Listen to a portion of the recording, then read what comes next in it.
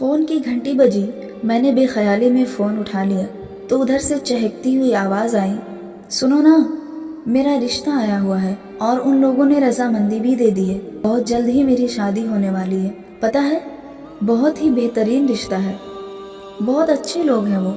पता है, मैंने सोचा भी नहीं था कि अल्लाह ताला मुझे इतना बेहतर से नवाजेगा।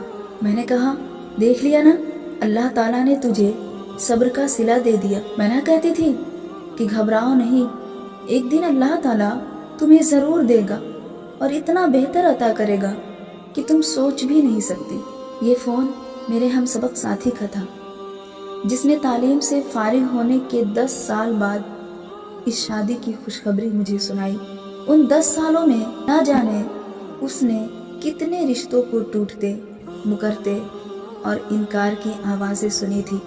मैं हमेशा उसे हौसला दिया करती थी, देखो, घबराओ नहीं, अल्लाह ताला तुम्हें एक दिन बहुत बेहतरीन से नवाजेगा, सब्र रखो, इंतज़ार करो। और बिल आखिर उस लड़की के सब्र का दामन चाक हुआ और आज उसने मुझे फ़ोन पर ये खुशखबरी सुनाई।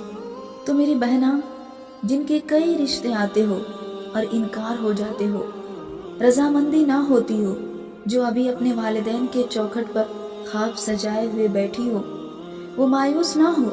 एक दिन अल्लाह आपको भी देखना इतना बेहतर अता करेगा कि आपके ख्याल तक में भी नहीं होगा।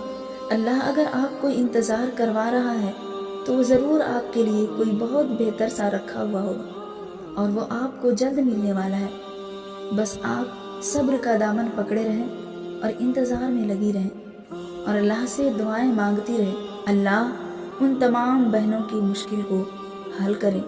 इंशाअल्लाह मेरी दुआ है तमाम बहनों के लिए।